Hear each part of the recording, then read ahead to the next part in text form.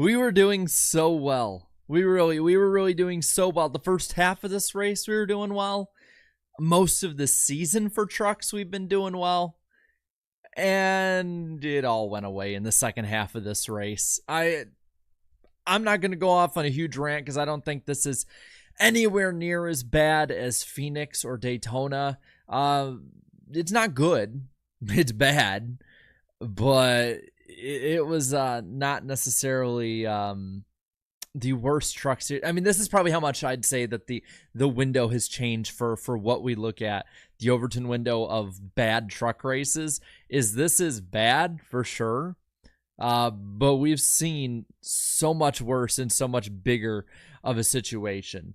So welcome in, everybody, after that nice little ramble to start out by me, to the post-race of the 2024 Long John Silver's 200 at Martinsville Speedway, a race that lasted 200 laps for an hour, 52 minutes, and 53 seconds, 5 lead changes with 3 leaders, and 11 cautions.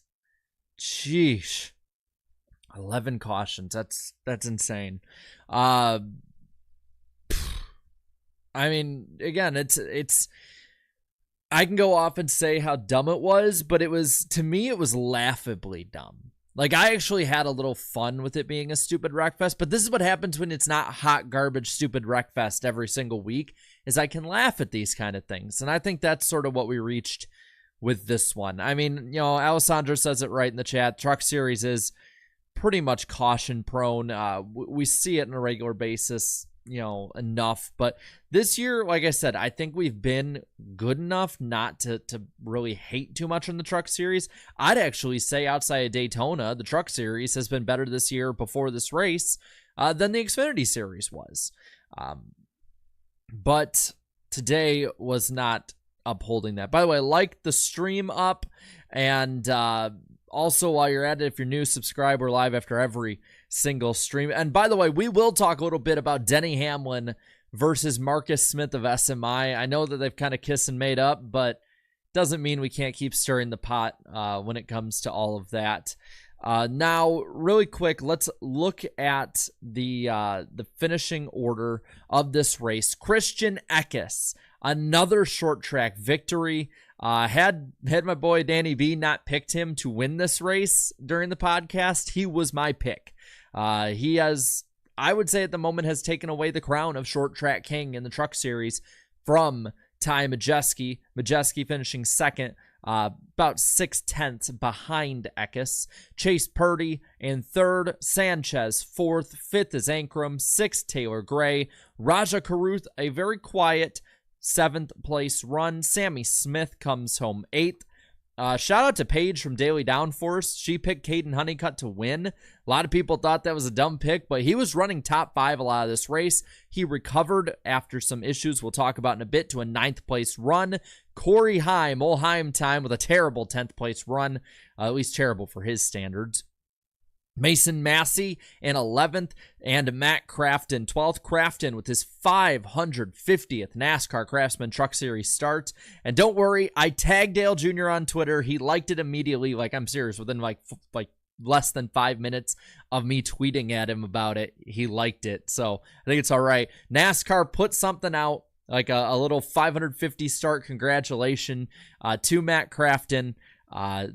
It's Dale Jr. approved. I know that for sure. So Dale approves it, at least based on liking my tweet. He does. Either that or he just wants me to leave him the hell alone, which I wouldn't blame him.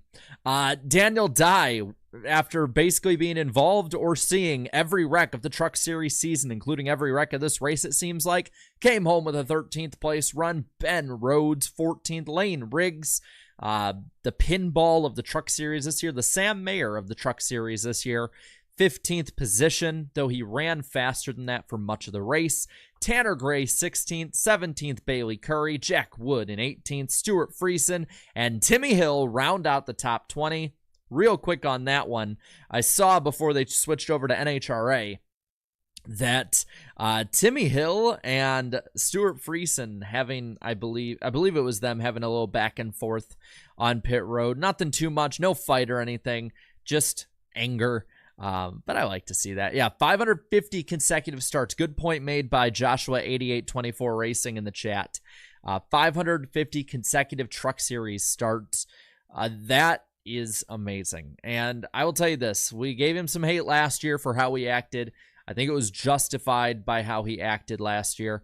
But Matt Crafton, when he retires for his Truck Series career, in my opinion, should be a Hall of Famer. But real quick, side tangent. I think the drivers should be put into the Hall of Fame for different reasons.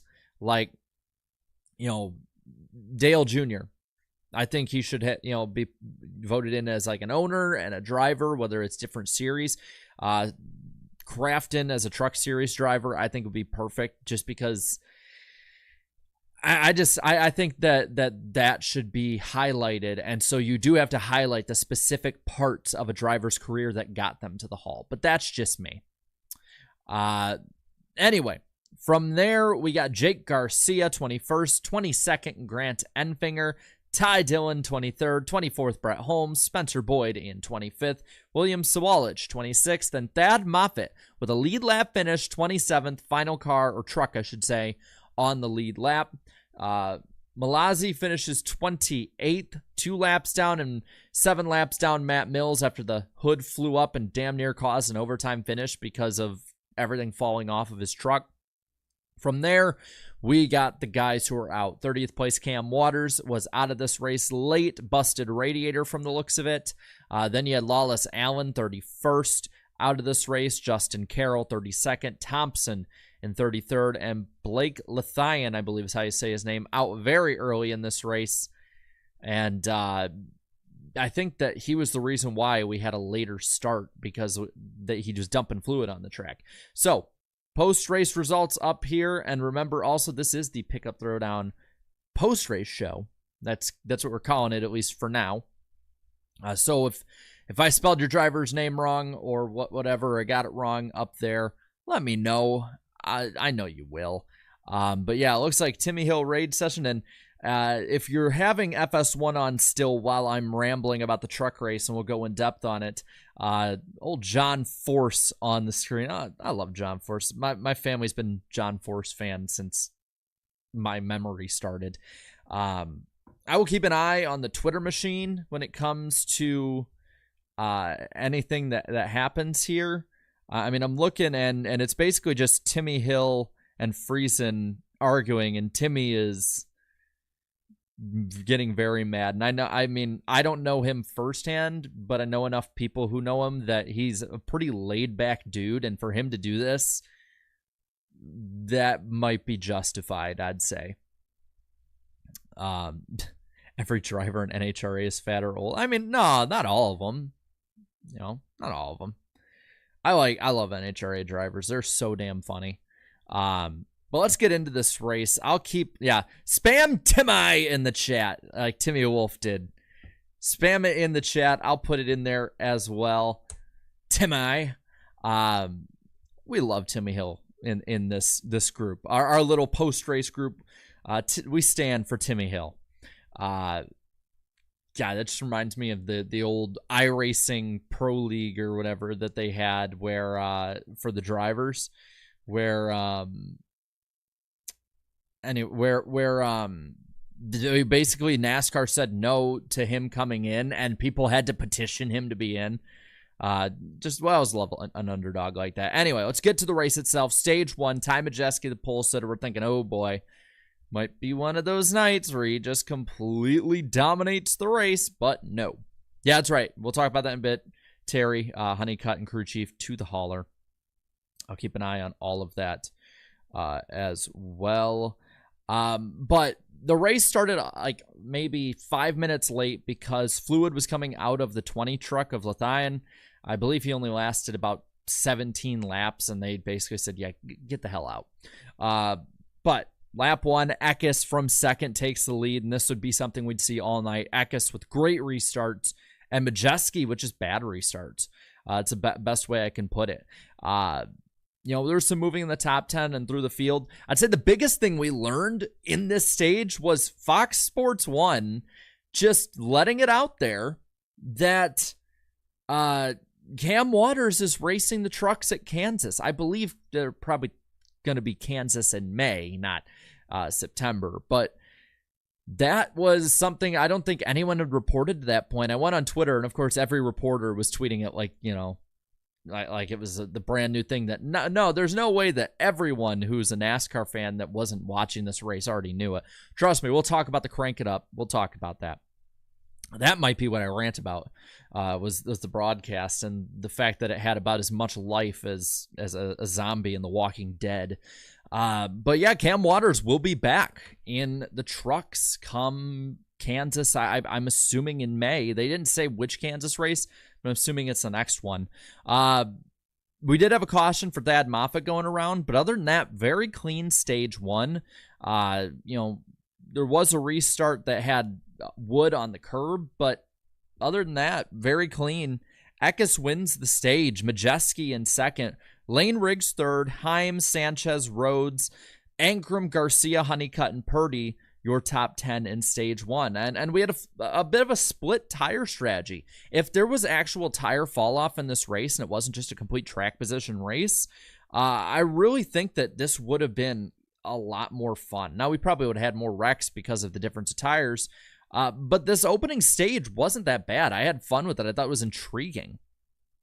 Anyway, going into stage two, we restart. Eckes gets the lead. Sanchez stacks up the top. He had chose to restart in the front row, and now we start getting some cautions here. We get the caution about 4-truck wreck in turn 2, and it was really just sort of everyone stopped all together. Wasn't really a huge wreck. We get another one right after for Lane Riggs spinning for the first time of what was probably like 4 or 5 times tonight. The only like big thing restart wise I can say we can look at is lap 84, where I believe it was Ankrum restarted next to Eckes and actually held his own. It was the first time all night that somebody had held their own next to Eckes. But other than that, we end stage 2 with Daniel Dye sending Boyd and Riggs. That's 2, second one, but that ends the stage. A clean sweep for Eckes over Ankrum, Purdy, Majeski, Honeycutt, Garcia, Thompson, Curry, Taylor Gray, and Sawalich. And we get to the final stage. And this is where the wheels fall off. Yeah, Need for Speed saying it right in the chat. Tire fall off? Never heard of her. Yeah. 91 to go. We get rolling again. Majeski now leads as Eckes and a lot of them. Eckes, who led every one of the first half of the race's laps, 100 laps, and then some. He is in, I believe, 19th on this restart. Remember, 91 to go, and he is 19th. So just remember that for a moment. But Majeski leads. It's pretty calm until Honeycutt goes for a spin. With 60 to go, Majeski leads on the restart, and Eckes is 6th. So in 31 laps, he made up 13 positions, which at Martinsville, in a race where there's very little tire fall off, and it is difficult to pass because these trucks, it is difficult to pass without bumping people out of the way. He is flying through the pack, passing basically a truck every 2 laps, which again, for Martinsville, really impressive. Especially when basically you're on even equipment for the entirety of the race, basically. I mean, yeah, there was a little tire fall off, I guess, but it really made no difference. With 55 to go as well, we have another crash with Enfinger and Thompson kind of slamming each other, and Thompson getting a huge hard hit into the wall. That's just tough break. No other way to say it, bad luck on that one for him. But when you're looking at the restart here at this point, after a long caution, 46 to go, Eckes is 3rd. And then you get another wreck where he's up to 2nd in that time because he restarted well. Coming up, like we had he's restarts behind Majeski. But Eckes goes to 2nd before another wreck. And with 28 to go, it is the 98 and the 19, the 2 best trucks of the day, maybe of the season, or at least of the short track rings, going head to head. And they make contact. They race side by side with Eckes up top. Eckes is just so good that in the non-preferred lane, he clears Majeski. He was just that good tonight. I mean, he was damn near unbeatable tonight. unfortunately, it ended out like an NBA basketball game because it took for frickin' ever because of all the cautions. It's gonna be a while getting through this stuff. So really quick, thank you to Andrew Winslow for the 1-year member chat. What is life if not a dichotomy? If you know, you know. I like it. But let's get back to business here. So we get back racing with 17 to go, or 28 to go, I should say. After all of this, 23 laps to go. Lane Riggs goes around. Cam Waters, busted radiator, ironically enough, has water flying out of the truck. And we go racing again with 17 to go. And Fox, in their divine wisdom, this is where you might get me ranting a little bit. So like up the stream. Let's see if we can get to 100 likes while I complain about TV like I always do. I swear to God, like I actually, again, the wrecking did not make me really all that upset. I actually was laughing at it. It was funny to me, which I get is probably back and forth. People are probably thinking I'm not 100%, the same on all of it, consistent. I get that. I found it funny. But in Fox's divine wisdom, with 13 laps to go, they do a crank it up segment, to which I'm like, okay, that's weird, but it's not the end of the world. The less I have to hear Michael Waltrip and Jamie Little commentate, the better. So it actually seemed like it'd be an improvement. And then they said commercial free, and they have the race audio cranked up with a commercial cranked up. What the hell are we doing?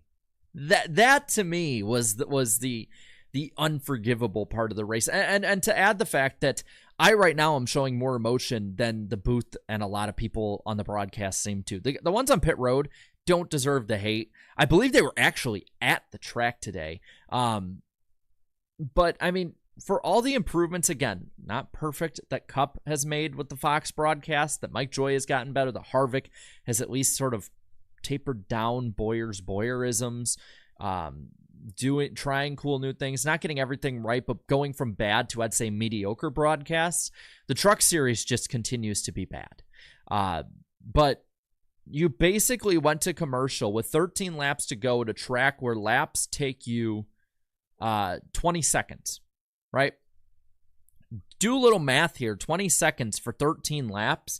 20 seconds per lap for 13 laps is, I believe, and I could be wrong, a little under 4.5 minutes. And you do a commercial, one commercial with a bump on each side to like lead in and out.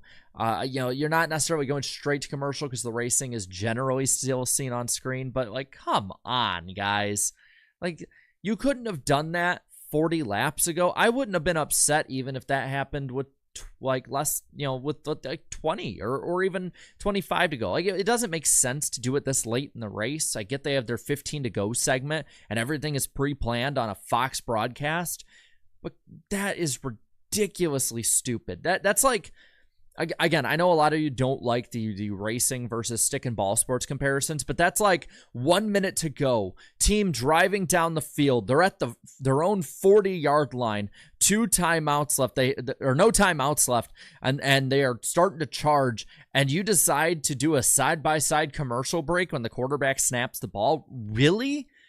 I mean, again, I keep wanting to make it like abundantly clear when comparing to other sports is that no other sport fan puts up with this crap.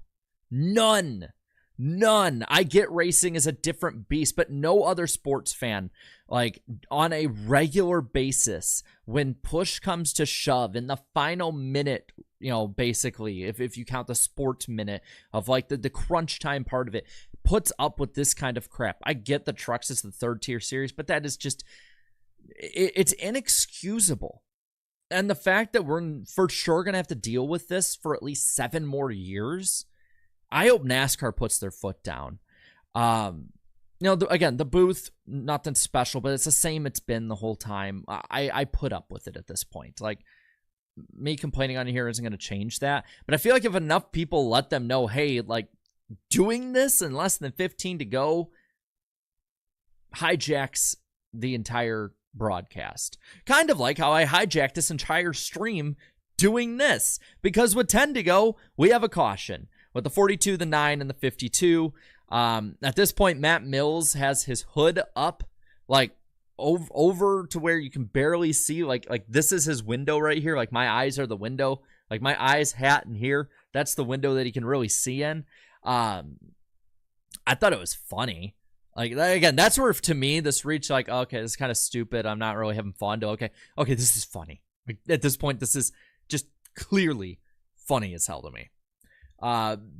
And so they go on pit road to, like, fix that up. We're going to restart with, I believe, 5 or 6 laps to go. And he goes back on track. They didn't fix the damn thing. And the hood flies back up as soon as he gets above like 40 miles an hour. And a bunch of debris falls off in the backstretch. And again, to me, I can rant about the racing and how frustrating it was. I agree it was frustrating. I see a lot of you talking about it. But I can't help but laugh at stuff like that. I remember back in the day watching like Talladega or Daytona ARCA or even trucks with my family and just laughing about it. I remember hearing stories from members of my family watching in the 90s when ARCA brakes was truly prevalent, and at some point you just gotta just laugh at it. It's you know, it is what it is. This is the Truck Series now, and it could have been so much worse. I will say, thinking of all this TV stuff, and I'm seeing some of you talk about it in the chat. Andrew Winslow talking about it with like the Indy 500, Mike Joy needing to announce it if Fox gets it.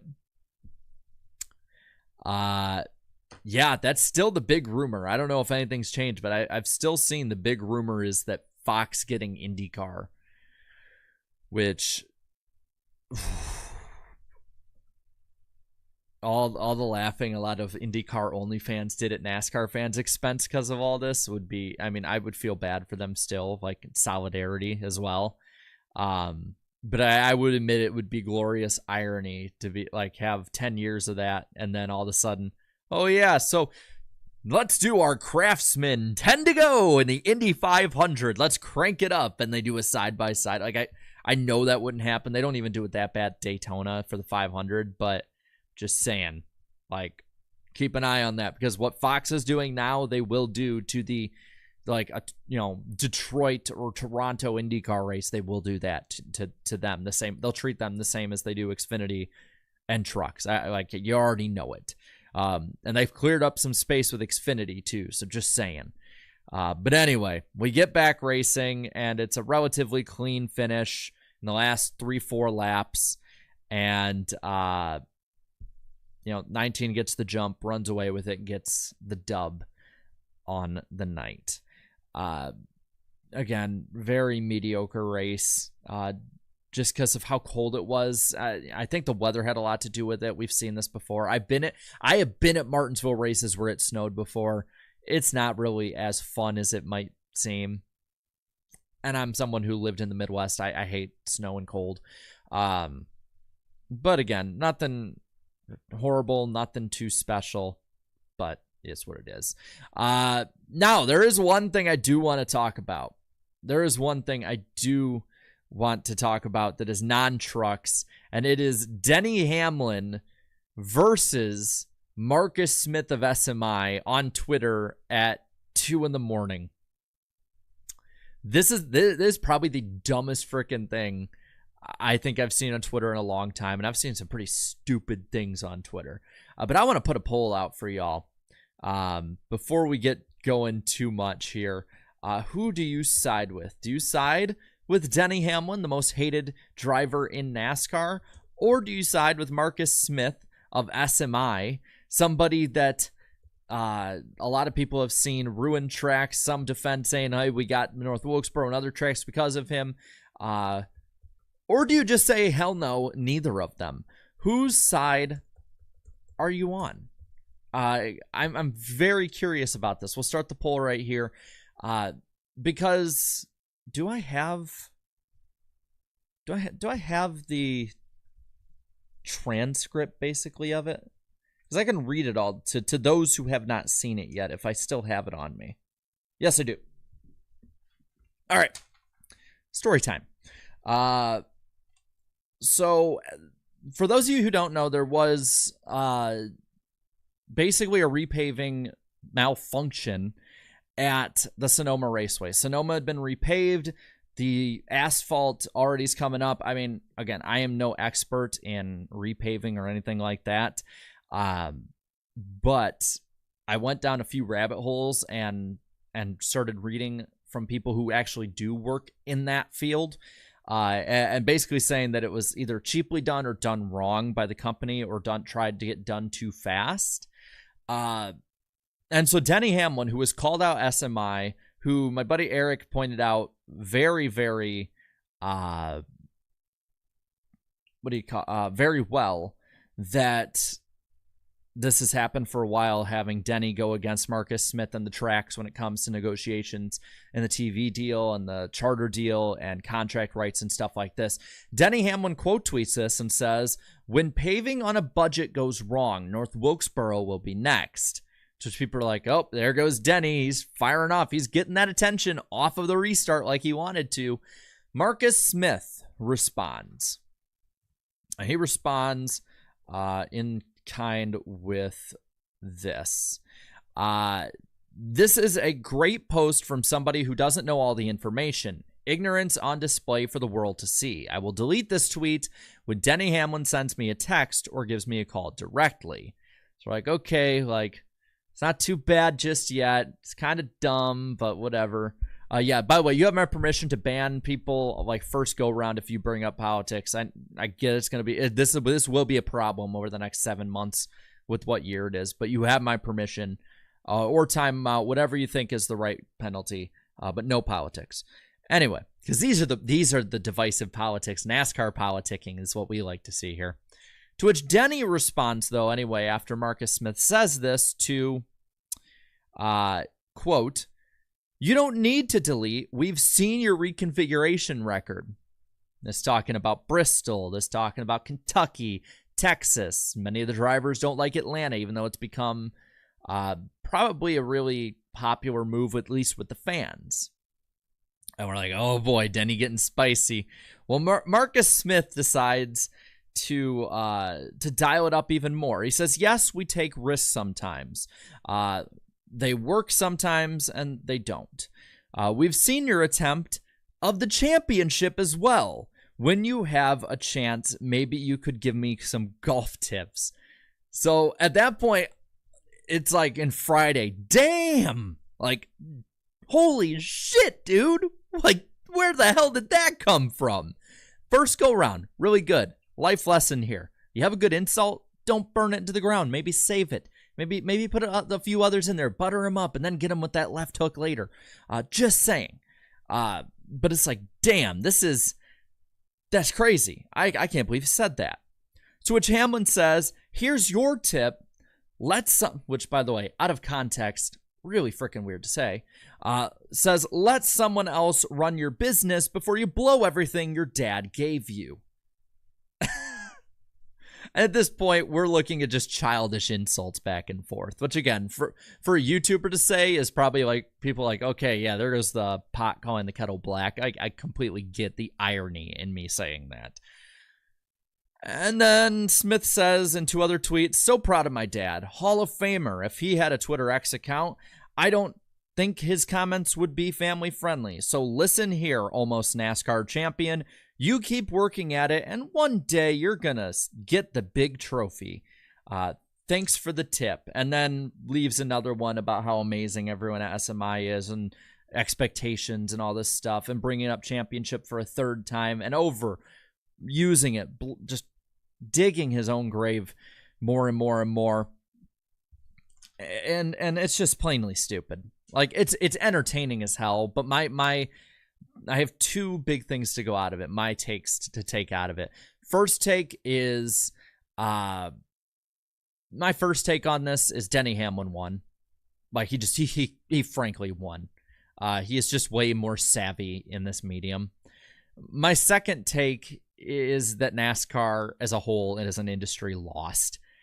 Completely lost on this one. This is such a bad look for the sport. I get drivers saying this kind of stuff. Like, it can be immature, but it's personality. But to have somebody, especially of that high status like Marcus Smith is, saying that, it looks so tacky and just amateur, unprofessional, dumb, whatever you want to go with it as. I get people start calling me a Denny homer because I defend Denny a little bit more often than most, but Denny brings up good points. I think at first they both brought up good points back and forth. They just handled it horribly. That's the best way that I can kind of put with it. CJ Fastfoot in the chat here says they both made a joke of NASCAR, and I'd agree.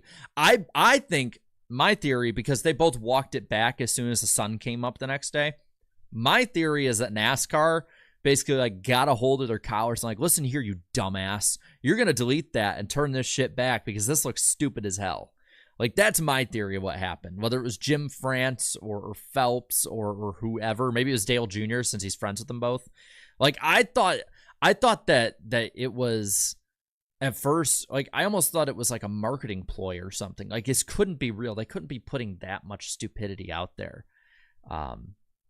But hey, we got our talking point for the weekend, and we'll be on Danny B's channel this Wednesday to talk about it on the NASCAR Weekly Podcast. So definitely be sure to check that out. By the way, we're 9 likes away. I'm going to look at these super chats in a moment, but we are 9 likes away. Let's get to 100 likes, hopefully, by the time we end this baby off. We're going to end the poll here. 54%, it looks like, of you are supporting Denny Hamlin's side of this argument. 38% say neither. And Marcus Smith's side is 7% of you. So, interesting. Carl Singleton, thank you for the 2. How much worse is NASCAR going to get?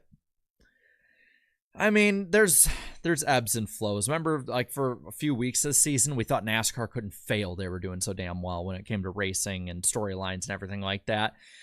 Get past the Texas weekend. You got Talladega. Dover's been a lot better as of late. Kansas has been probably the best track on the schedule. Darlington. Wilkesboro might be the difficult one, though they're diamonding the track, and it sounds more racy than it was last year with the old surface, so maybe that'll help.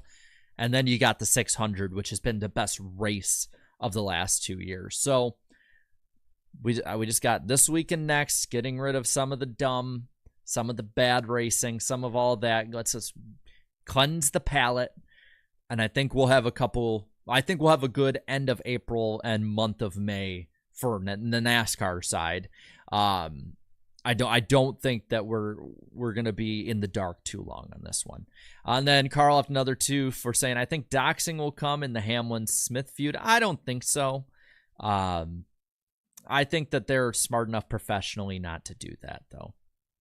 No. Like, diamonding the corner, I mean. Not diamonding the racetrack. Diamonding the corner, like in like the line that Jeff Gordon used to use at Martinsville. Sorry, I didn't mean to say it that wrong. Sorry, Chrome Diesel. No. Not diamonding the track, like in the surface, like the corner, and the lines they're taking and how they can take different lines. Like, it sounds like it's more racy than last year. I should have worded that better. They're not using the diamond grinder. Sorry. A great way to end this stream off. We have hit 100 likes, so I appreciate that. We will be back live tomorrow night after the Xfinity race and Sunday for the Cup race, and on Danny B's channel for the podcast. So definitely be sure to check all of those out. But I think that's gonna cover it. Yeah, again, I got to work on my wording on that. My apology and my mistake entirely. But thank you guys so much for watching tonight. Cannot wait to see you tomorrow and Sunday. Hopefully the racing's better than we think it will be for both. Xfinity should be really good, at least. So thank you guys so much for watching. Have a great Friday night, and I will see you tomorrow. Later, y'all.